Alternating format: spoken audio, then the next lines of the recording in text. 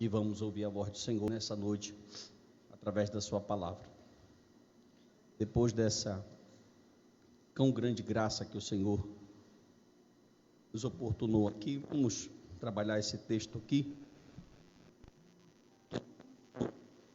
que é um texto muito controverso, é um texto difícil de trabalhar, porque existem muitos pensamentos e muitas teorias acima desse texto. E eu quero trabalhar aqui algumas sessões, alguns pontos sobre... Vamos ler 11:36. Põe aqui para mim, irmã Natália, por favor. Romanos capítulo 11, versículo de número 36. Como base, é o último versículo do capítulo, que diz assim, texto muito conhecido, que diz: porque dele, e por meio dele, e para ele, são todas as coisas. A ele, pois, a glória eternamente. Amém. Os teólogos dizem que Paulo sai do capítulo de número 11 da teologia para a doxologia. Significa isso, pastor? Ele termina com uma doxologia, ele termina com um cântico, ele termina esse capítulo louvando a Deus e falando dos mistérios, das profundezas da mente do Senhor. É interessante que nesse capítulo, nesses últimos versos, Paulo vai dizer que a mente de Deus ela é insondável. Bom, eu não vou fazer aquele panorama geral da Epístola aos Romanos, que eu já faço toda vez, né? Você já sabe de cabeça. Então, mas eu quero falar que essa sessão do capítulo de número 11, ela está entrelaçada com dois capítulos. Ela começa no capítulo 9, o 10, e Paulo vai terminar o pensamento no capítulo de número 11. No capítulo de número 9, se você observar, Paulo vai falar sobre a eleição de Deus, né? É um texto que os calvinistas amam e que os arminianos odeiam. Esse texto, né? O texto, se o camarada conseguir explicar para um calvinista Romanos, capítulo de número 9, o calvinista vira arminiano na marra. Mas capítulo de número 9 de Romanos é um texto inconfundível que vai falar sobre a soberania de Deus. Olhe para mim. Interessante que nesse texto Paulo vai falar da eleição, né? Ele vai dizer que o judeu não foi atrás da eleição e que isso não foi escolhido por mérito. Inclusive, ele trata no capítulo 9 muito sobre soberania de Deus. E ele vai dizer: porventura tu, criatura, perguntaria ao Criador que te fez, por que fizeste uns para honra e outros para desonra, uns para conhecer a minha glória, a minha justiça, e outros preparados de antemão para conhecer a minha ira. E no capítulo de número 9 vai ter uma tristeza do apóstolo Paulo por causa da incredulidade de Israel. No capítulo de número 10 ele vai explicar que o próprio Deus endureceu Israel e vai dizer que colocou ciúme neles através dos gentios. Quando os teólogos usam e trabalham esse contexto da palavra ciúme, eles vão levar para várias ênfases, para vários pontos, mas eles vão dizer, alguns chegam até a dizer que esse ciúme aqui ele é benéfico. Por quê? Porque Deus também, ele não está conseguindo fazer a sua missão. Então, no capítulo de número 10, os judeus vão rejeitar. Sabe o que é interessante? Que Paulo ele vai colocar aqui uma base muito forte. Por quê? Porque ele vai começar o capítulo de número 10 de Romanos dizendo que não existe nenhum outro povo no mundo. Coloca aqui, irmã Natália, capítulo 10, versículo 1. Ele vai dar testemunho pelos judeus, inclusive dizendo que ele é um judeu, e vai dizer assim: olha, eu testemunho para vocês que não existe nenhum povo. Eu quero capítulo 10, verso 1, 2 e 3. Primeiro 1, que não existe nenhum povo no mundo que adore ou que tenha zelo por Deus como eles. Olha o que ele vai dizer aqui, ó. Irmãos, a boa vontade do meu coração e a minha súplica a Deus a favor deles são para que eles sejam salvos. Eles quem? Por quê? Verso 2. Aí no verso 2 ele diz, ó, porque eles dão testemunho de que eles têm zelo por Deus. Agora essa palavra é muito interessante, porque no final do versículo, o próprio apóstolo Paulo, igreja, vai dizer que eles têm zelo como ninguém, mas sem entendimento. É aquele irmãozinho que tem zelo pela obra, mas não conhece nada de Bíblia. No caso dos judeus não é assim, porque eles conhecem muito de Bíblia, mas interpretaram de modo errôneo. Na verdade, houve uma ação sobrenatural de Deus para que eles rejeitassem. Porque pense comigo, irmão, um povo que viu e presenciou todos os sinais, desde Gênesis até Malaquias, não acreditar que todas as profecias messiânicas se cumpriram, e não acreditar, não tem como. É impossível. Foi o próprio Deus, inclusive no capítulo 9, Paulo vai dizer assim, olha, não depende de quem quer, nem de quem corre atrás, mas de quem Deus usa de misericórdia. Por isso eu endureci o coração de Faraó. Então parece que aqui, nesse bom sentido, há um joguinho de Deus, né? Deus querendo que os judeus não entendam. E ele vai falar na profecia, nós vamos ler alguns textos aqui, por exemplo, o profeta Isaías disse, olha, vocês vão ter ouvido, mas não vão ouvir. Vocês vão ter olhos, mas não vão conseguir enxergar. Eu vou fazer vocês terem um espírito de entorpecimento, de sono, de não conseguir entender. Aí o apóstolo, mesmo Paulo, a Bíblia tem unidade, né? Paulo não pode falar uma coisa aqui, uma outra coisa numa outra carta. Mesmo Paulo escrevendo em unidade aos Coríntios, ele fala, até hoje, quando eles leem a aliança, um véu é colocado sobre a cara deles. Ou seja, há uma ação de Deus aqui para os judeus não acreditarem. Mas por que isso, pastor? Versículo de número 3, irmã Natália. Porquanto, desconhecendo a justiça de Deus e procurando estabelecer a sua própria, não sujeitaram a quem vem de Deus. Quem é a justiça de Deus? Cristo. Porquanto, desconhecendo Cristo e procurando, ou seja, ninguém melhor do que um judeu para criar um ritual para ser salvo. Vamos seguir a lei, vamos seguir os mandamentos, aí vamos alcançar nossa própria justiça. Preste atenção, se você ler o capítulo de número 9, leia capítulo 9, versículo 19, irmã Natália, por favor. Olha o que esse texto faz com a gente aqui, ó. Tu, porém, me dirás, de que se queixa ele ainda? Pois quem jamais resistiu à sua vontade? Pode colocar o próximo. Quem és tu, homem? Isso, pode ler da glória, fica melhor. Quem és tu, homem, para discutir com Deus? Porventura pode o objeto perguntar a quem o fez, por que me fizeste assim? Irmão, que texto é esse? Né? O próprio Deus humilhando qualquer tipo de ação que o homem possa pensar, que ele pode ter. Presta atenção. Por exemplo, tu tem 50 anos de ministério, tu andou esse Pará todinho, interior, até fora do Pará, fundando igreja, ensinando, discipulando. Sabe o que a Bíblia vai chamar a tua obra? De pano da mulher grávida. A Bíblia vai dizer que as tuas obras são trapos de imundícia. Ou seja, em outras palavras, nada que você faça pode trazer você até mim. Só o sacrifício do meu filho. Escute, então com isso, em clareza para você entender, porque nós temos público de todos os níveis aqui, para você entender o seguinte, nós excluímos qualquer possibilidade de salvação sinergista. O que é sinergismo, pastor? É a cruz mais o sal, é a cruz mais guardar o sábado, é a cruz mais um ritual, é a cruz mais a minha obra. Isso é o sinergismo. Todos nós cremos biblicamente que a salvação é monergista. A cruz, diga, olhe para o seu irmão, por favor. Isso. Coisa boa é pregar para crente ensinado. Olhe para o seu irmão e diga assim para ele: a cruz é suficiente. Que maravilha, que maravilha, né, irmão? Quantos são adeptos dessa doutrina? Diga amém. Doutrina bíblica. Então Paulo aqui está com uma situação. Só que ele vai começar falando, estabelecendo a própria justiça. Capítulo 10, versículo de número 19, irmã Natália. Romanos 10, 19. Olha o que ele vai dizer aqui. Pergunto mais, porventura não terá chegado isso ao conhecimento de Israel? Olha aí, ó, o maior profeta deles, Moisés, quem?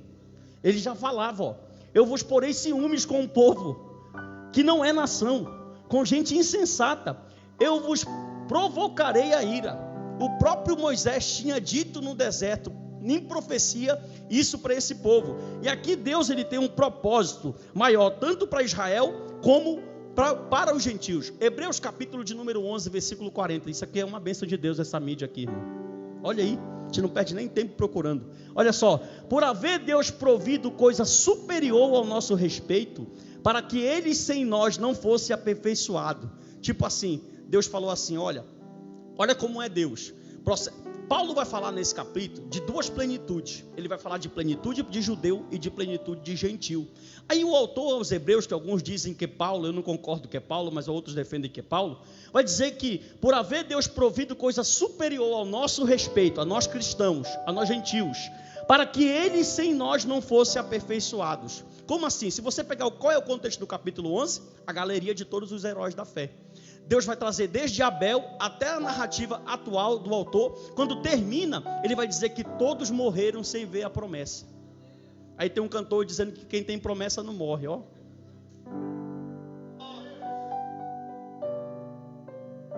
Vai nessa, viu? Aí escuta, quando ele termina dizendo eles morreram sem, por quê? Porque se cumpre a promessa neles, e eles creem que Cristo é o Messias, não tem salvação para você e para mim. Aí o autor diz, mas eles queriam, aí o Senhor endurece eles, e usa nós para aperfeiçoar eles, e usa eles para aperfeiçoar nós. Então aqui é uma distinção, há um propósito maior para Israel e um propósito para nós, beleza. Só que Paulo vai começar o capítulo 11 com uma pergunta. Isso tudo parece injusto para o judeu. Leia o capítulo 11, verso 1. Pode colocar aqui, irmã Natália.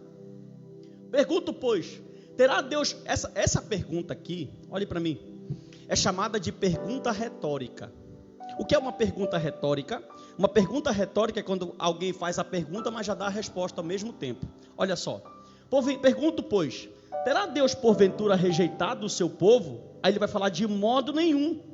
Presta atenção, eu achei lindo esse texto aqui. Só fala se você dá glória a essa. Isso. Por quê, pastor? Porque Paulo vai dizer que os judeus não foram arrancados totalmente. Quando no capítulo 10 ele vai trabalhar o seguinte, ele vai dizer, olha, Deus arranca os ramos originais. Aqui tem 3 pontos. Repita comigo, diga, tem a raiz, tem o caule e tem os ramos. Então, aqui nesse contexto ele vai dizer que ele vai arrancar os ramos originais, os judeus, e vai enxertar jambuzeiro bravo, nós gentios. Só que aqui quando a Bíblia está falando, e Paulo está dizendo, porque os dispensacionalistas vão dizer que aqui há 2 planos distintos para a salvação, que há um plano para judeu e há um plano para gentil. Só que nós aprendemos em um culto de ensino aqui, acho que mês passado ou mês retrasado, que não existe, quando a Bíblia fala de remanescente, ela não está fazendo distinção entre igreja e Israel, mas que remanescente é todos os povos que Cristo veio morrer, incluindo judeu, gentil e todo mundo, amém? Então quando a Bíblia fala nesse contexto, olhe para mim, que Deus está arrancando os ramos aqui, ela não está dizendo que Deus está eliminando a maneira ou o meio do judeu, eliminando a possibilidade dos judeus serem salvos, não é isso. Por quê? Pergunte, por quê, pastor? Porque existem judeus que acreditam em Jesus. Então, se existem judeus que acreditam em Jesus, logo, esses judeus são salvos. Eles estão aonde? Na videira, enxertados.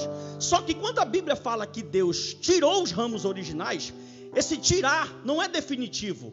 Pode ser um tratamento. Lembra que ele está usando os gentios para aperfeiçoar eles? Tanto que no próprio capítulo Paulo fala, olha, vocês genéricos, nós, né, que não temos o sangue de Abraão, não é o Israel étnico, o Israel de sangue. Vocês, gentios, não se gabem, porque eu arranquei eles e coloquei vocês. Porque se eu arranquei os originais,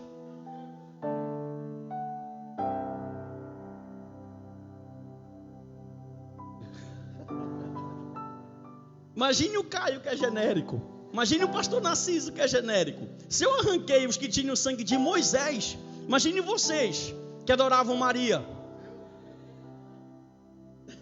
Então olha o que o Senhor está tentando trabalhar nesse contexto aqui. Só que Paulo é muito inteligente. Por quê, pastor? Olha, quando Paulo começa o capítulo, ele já começa dando a deixa do que ele quer falar. Olhe para mim, ele vai falar assim, Deus não rejeitou os judeus.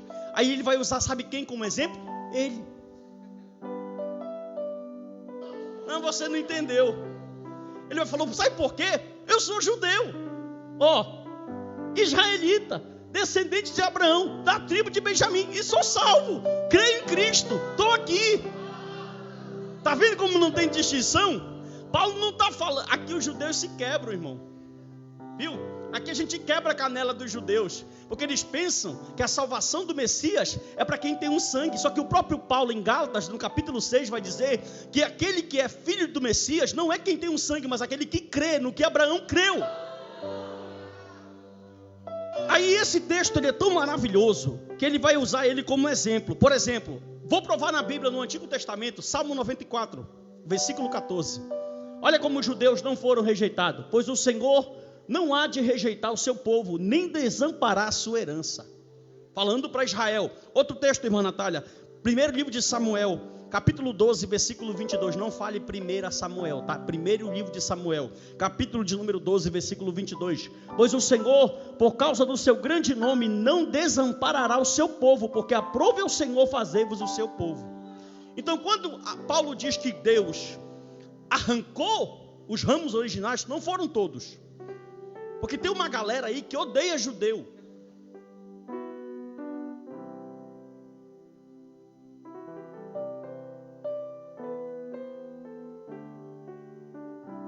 Eles não gostam de judeu de nenhum jeito, como se o judeu não tivesse. Agora, presta atenção, Deus mudou a história. Eu só falo se você dá glória a essa. Qual é, pastor?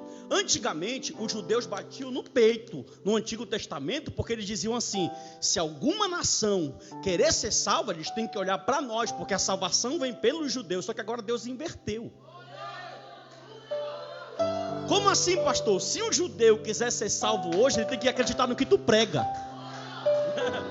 Não, você não pegou, essa era para dar uma glória mais forte. Inverteu. Antigamente a igreja olhava para Israel, hoje Israel olha para a igreja.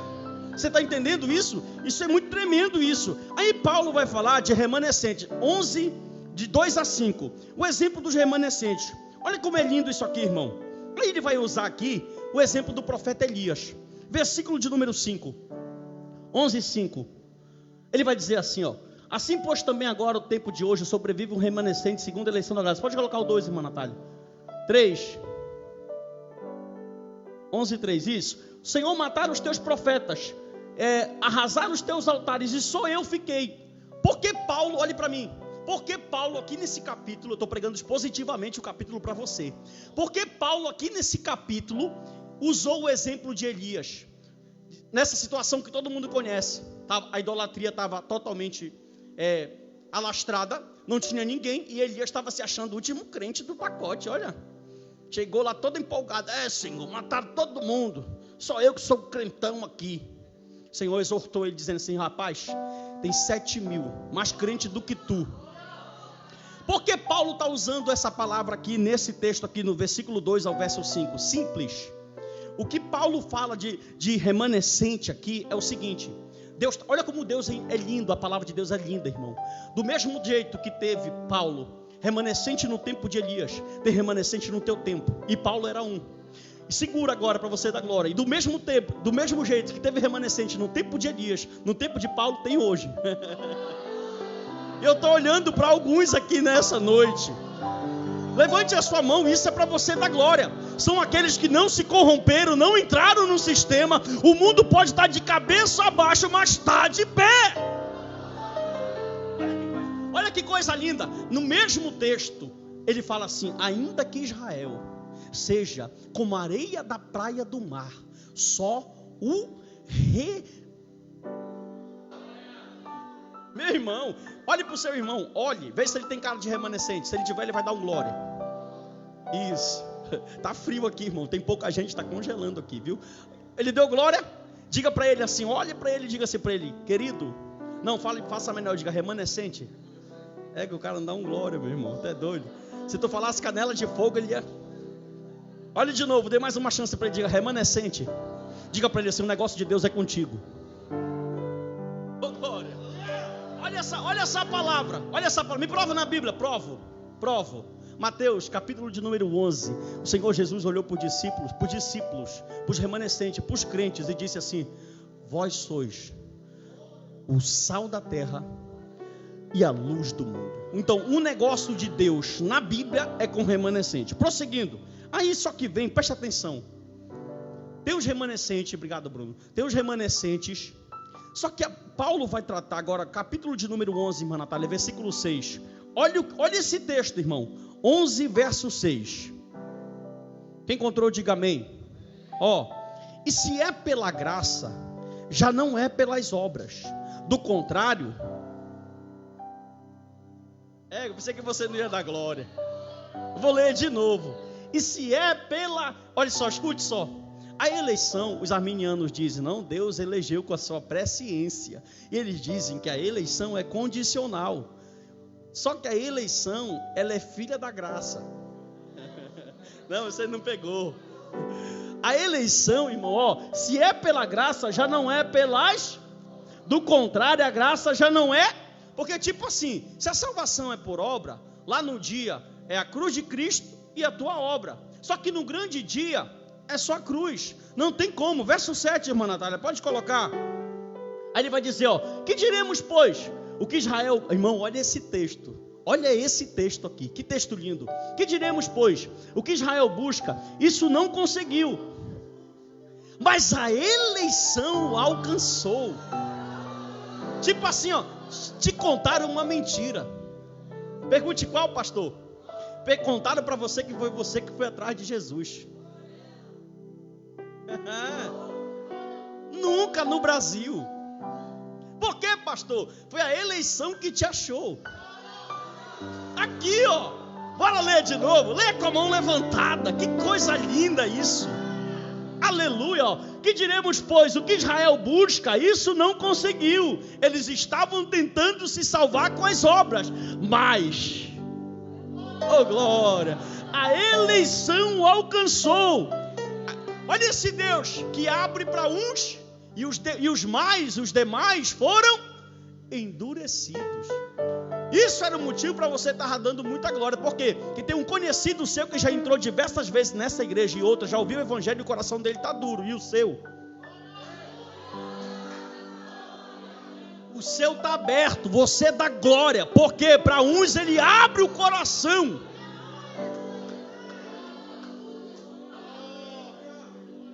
Você já imaginou? Olhe para o seu irmão, olhe para ele aí que está muito gostoso esse negócio aqui em cima e diga assim para ele: querido, a eleição te achou. E diga para ele: não é a eleição do Bolsonaro, é a eleição daquele que vive e reina para todo mundo. Oh, aleluia! Oh, aleluia! Quantos podem levantar a mão ao céu e dar um brado de glória a esse Deus? Só que Paulo, escute, Paulo é pregador bíblico e expositivo. 11:8, irmã Natália, capítulo 11, verso 8. Ele vai dizer assim, olha, ele vai citar aqui Isaías 29, Deuteronômio 29. E no verso 9 e 10 ele vai citar o Salmo de número 69. Capítulo de número 11 de Romanos, versículo de número 8. Ele vai dizer assim: como está escrito, Deus lhe deu o espírito de entorpecimento. Meu irmão, olhos para não ver e ouvidos para não... Agora eu te pergunto, olha isso, só se você dá glória a essa. Que Deus é esse que entorpece, que endurece os seus filhos originais para chamar e colocar debaixo, como ele diz, da galinha, os seus pintos, os adotados? Era como se um pai tivesse um filho de sangue, ele adotasse um monte de filho que não era nada dele, ele fizesse o desejo dos filhos adotados e endurecesse para o filho original. É isso que Deus está fazendo aqui com Israel, dizendo: olha, vocês têm um sangue de Abraão, mas eu vou me revelar para eles. Não, você não entendeu, vou te mostrar na Bíblia. Está preparado? Levante a mão direita para me ajudar. Lá vai. A mulher samaritana, ela não tinha o sangue de Abraão. A mulher síria fenícia, ela não tinha o sangue de Abraão. O soldado romano, ele não tinha o sangue de Abraão. O gadareno, ele não tinha o sangue de Abraão.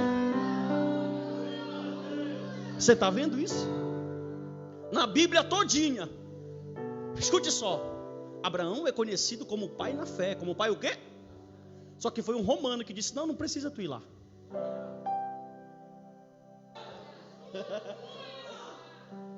Não precisa o senhor ir lá. Basta uma palavra sua daqui. Aí o Senhor Jesus olhou, oh glória! O Senhor Jesus olhou e disse assim: nem mesmo em Israel. Que isso, irmão? Olha a mulher sírio-fenícia, o Senhor pregando e ela lá puxando na base da mesa. Não, mulher, é para o judeu. E ela insistindo. Quando ela estava lá, Senhor, eles chamavam eles de cachorrinho. Era o nome mais carinhoso que eles chamavam para eles, para os samaritanos. Cachorrinho, para os gentios, para os pagãos. Ela falou assim: até das migalhas que caem da tua mesa. Ela não tinha o sangue de Abraão. E Deus falou para Moisés: Moisés, tu vai andar com esse povo. Eles vão ver os sinais, mas o meu filho eu vou revelar para outros. Minha irmã. Aí o cara quer pular a fogueira santa.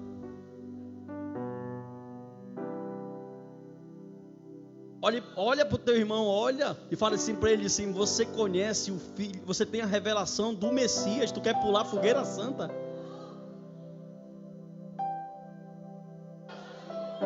Segura. Os reformadores tiveram o maior trabalho para acabar com a indulgência e os neopentecostais trazendo de volta, ó. Meu Jesus amado. Amém ou não amém? Então prossegue comigo. Olha só, aí Jesus vai falar de uma parábola. Já estamos terminando. Capítulo 11, do verso 11 até o verso 24, ele vai falar uma parábola. Ele vai dizer assim, olha, versículo 12: Israel sendo aperfeiçoado pelo gentil. 11 e 12. Ora, se a transgressão deles redundou em riqueza para o mundo. Irmão, olha o tamanho desse Deus. Quando você endurece, escute para mim, olhe para mim. Quando você endurece o coração de alguém, automaticamente parece que aquilo vai ter uma causa negativa. Só que Deus é tão grande que até o endurecimento de Israel foi bênção para o mundo. Está aqui, ó. Ora, se a transgressão deles redundou em riqueza para o mundo e o seu abatimento em riqueza para os gentios, quanto mais a sua plenitude. Aí escute, aí tem a questão, preste atenção. Por isso que eu disse, diga raiz, caule e ramos. Há quem diga que a raiz é os judeus, eu não concordo. Pergunte por quê, pastor? Porque a Bíblia diz que a raiz é quem segura tanto o caule como os ramos. Sim ou não? Sim. Então, quem segura tanto Israel como a igreja? Então, quem é a raiz de Jessé? Então, a raiz é Cristo. O caule é Israel. Só que o caule parou de dar azeite. É que tu não pega, cara, a revelação. É impressionante. Pergunte por quê, pastor? Por que Deus quebrou? Pergunte para alguém que conhece muito melhor do que eu sobre isso. Quando o ramo não está dando fruto, o que é que ele faz?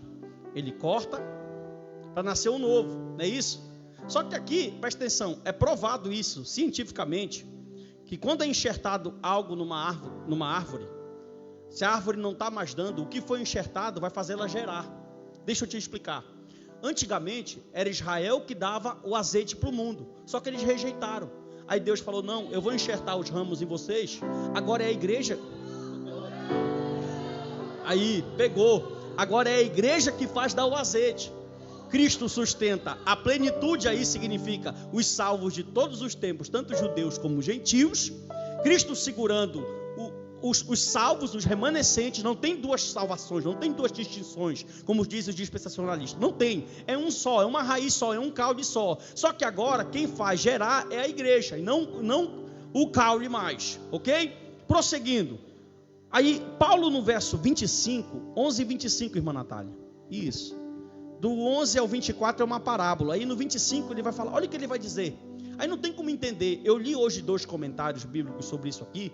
E há muita divergência de pensamento. Muita divergência de pensamento. Por quê? Está aqui, ó. Porque não quero, irmãos, que ignoreis esse mistério. O próprio Paulo está dizendo que isso é um grande mistério de Deus. Viu? Aí ele diz, para que não sejais presumidos em vós mesmos, que veio o endurecimento em parte a Israel, em parte, tá vendo? Não foi todos, até que haja entrado a plenitude dos gentios, até que todos os crentes de todas as eras, de todos os remanescentes sejam salvos. Aí eu pego um gancho do John MacArthur. John MacArthur diz assim, ó, quando o último eleito que está na terra disser, eu te aceito, o céu rasga. Porque aí se reunirão crentes do passado. Jesus mesmo é o mesmo ontem, hoje e será. Olha a salvação, irmão, que coisa linda. A salvação é tão perfeita. Romanos 3, ele vai dizer que o Senhor tolera. Quando Cristo morre, estão sendo alcançados os pecados do passado, do presente e o do futuro. Se você é um eleito e vai pecar amanhã, não peque, não me entenda errado, tá? Se você é um eleito e vai pecar amanhã, não te preocupa, já está pago. Porque já está expiado até o dia do seu retorno. Aí Paulo vai dizer que isso aqui é um grande mistério, é um grande o quê? Aí ele vai terminar, irmão, do verso 33 ao 36, eu termino junto com ele, dizendo, cantando. Isso aqui é um hino, você sabia disso? Por isso que eu falei doxologia. Aí ele vai continuar dizendo assim, ó, profundidade das riquezas, está aí na Bíblia, ó. versículo de número 33. Está aqui, pode colocar, irmã Natália. Ele começa, ó. Ele canta: ó profundidade das riquezas, cante, da sabedoria. Canta, Rafael. Cimento de Deus. Não conheço a letra dessa música. Com insondáveis são os teus. Paulo cantando. Presta atenção. Ele está falando da mente do Senhor. Como ele não consegue compreender o que é a mente de Deus, ele já tentou de todo jeito. Ele fala, é um mistério. Aí ele vai cantar: quem, pois, conheceu a mente do Senhor? Canta, Rafael. Ou quem foi, acho que nem ele sabe, seu conselheiro. Tá aí no texto. Primeiro deu a ele. Imagine ele cantando isso. Para cante. Ser restituído. Porque dele, levante a mão, cante. Porque dele, por meio dele, para ele são todas as coisas. Você pode fazer mais bonito isso. Cante o hino de Paulo. Aleluia, declare e diga. Porque dele, por meio dele, para ele são todas as coisas. Oh, aleluia! Não, nunca foi sobre nós, nem sobre o que podemos fazer. É tudo sobre o Senhor, tudo para o Senhor Jesus. Não, nunca foi sobre nós, nem sobre o que podemos fazer. É tudo para o Senhor, tudo para o Senhor Jesus. Aleluia! Senhor é santo, santo, santo, santo, santo, santo. É tudo para o Senhor, tudo para o Senhor Jesus. Hosanas, cante. Hosana, Hosana, Hosana nas maiores alturas. Hosana, diga pra ele, cante. Hosana, Hosana. Aqui no telão, ó. Hosana nas maiores. Declare pra ele, aleluia, cante. Porque dele, por meio dele, para ele são todas as coisas. É tudo pra ele, irmão, tudo por ele, tudo por meio dele. Levante a sua mão e declare esse Deus Todo-Poderoso. Cante, vai!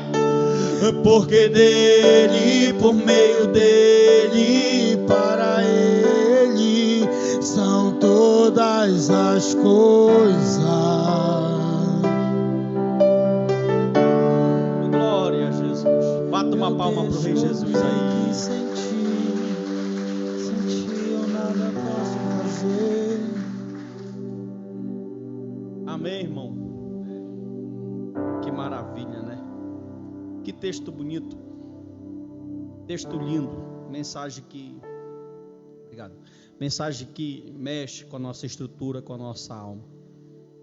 Imagine só esse homem que levou a vida todinha, tentando se salvar como um fariseu. A vida dele toda foi essa: levantar a bandeira do judaísmo, do farisaísmo, dizer que a lei salvava. De repente a eleição acha ele. Aí ele vai mudar todo o seu discurso e vai mostrar que somos salvos não pelas nossas obras, não pelas nossas forças, mas por aquele que me chamou. Um ponto a frisar só para encerrar. Que ponto, pastor? Quando nós falamos sobre predestinação, sobre eleição, eu nem toquei a fundo nesse ponto. Se eu sou um eleito, se eu sou um salvo, um predestinado, amanhã eu vou me meter na cachaça, sair com umas 2 mulheres, sou um salvo. Quando a pessoa não conhece a eleição, então quando ela ouve eleição no YouTube, ela pensa isso. aí você está dizendo para todo mundo que você nunca foi um salvo. Por quê, pastor? Porque os salvos foram chamados para serem santos e irrepreensíveis. Efésios 1:4. Tá bom? Então, se você é um eleito, preste atenção, você vai ter obras de Cristo, vai se parecer com Cristo, vai gostar de fazer o que Cristo faz, vai amar o que Cristo ama e vai trabalhar muito para o Rei. Amém? Bata uma palma para o Rei Jesus. Só um minutinho. Quando o camarada diz que ele é salvo, posso falar? Isso. Quando o camarada diz que ele é salvo e não gosta de servir o reino, ele tem fé de demônio. Pesado, irmão? Vou te mostrar na Bíblia. Como assim? A Bíblia diz que os demônios creem e estremecem. Sim ou não? Então, se eu só creio e não fazer nada, é fé de demônio. O que diferencia a minha fé da fé dos demônios é o quê? É o meu serviço cristão. Porque eles não fazem nada por reino. Eles só creem, eles sabem que é verdade. Mas nós somos diferentes. Amém? Aí entra o último dos tópicos. Qual, pastor? Não pense que as tuas obras te salvam. Você é salvo, por isso faz obras. Deus te abençoe. Bata uma palma agora sim para o Rei Jesus. Nossos anúncios, nossos horários.